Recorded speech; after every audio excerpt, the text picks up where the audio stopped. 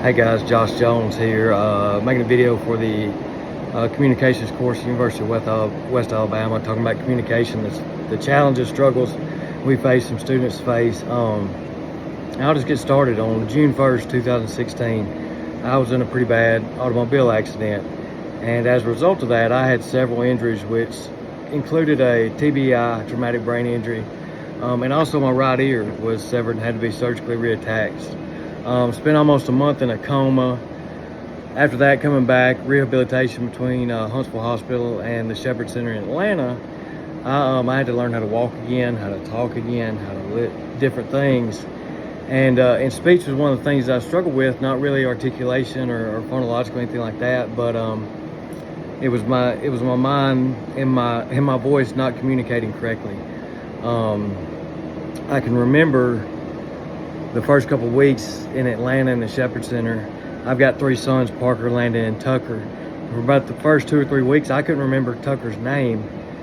And that frustration, realizing and understanding what it feels like for your mind to understand everything.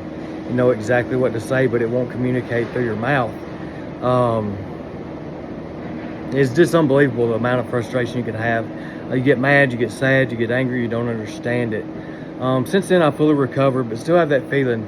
Days I remember, I can't believe how hard that was, and the feelings that I had mentally about it. And I think it gives me a unique perspective associated with people who have a hearing and phonological or articulation problem.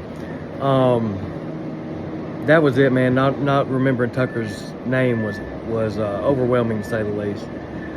There's several perspectives to consider when looking at phonological disorders, articulation. In a small child, the inconsistency and errors in speech can be viewed as cute.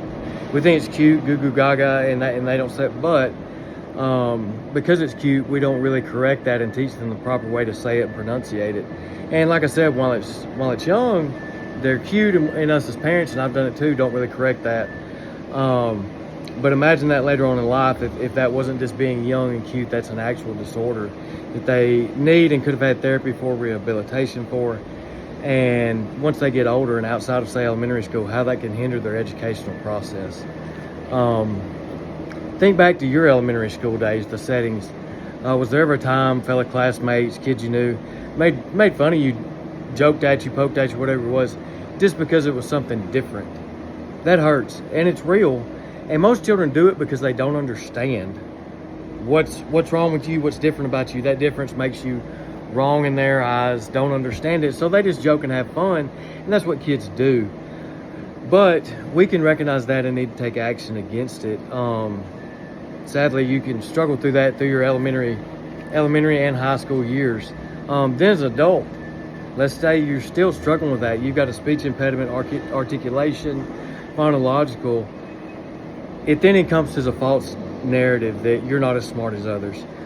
Your intelligence level is less because you can't speak, you can't articulate things properly, and it's difficult, it's debilitating. Well, it could be ASL, I'm sorry, it could be stuttering problem, just something simple, not simple, but in your mind, nothing you can control. It's not like you're wanting to do it, you're not trying to do it, but you can't help that. And in the classroom, it's our job to break those stigmas and false ideas about the speech problems a student may have.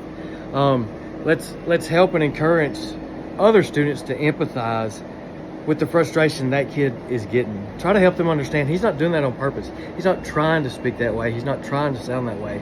He can't control it. Let's empathize with him and help him. And lastly, the student that's struggling with it.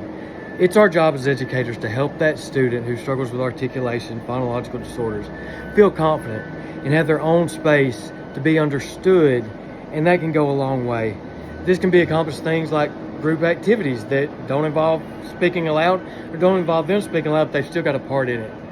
I think it's our job to be that teacher that helps a student gain confidence and pride in their ability to communicate, no matter what that communication may look or sound like.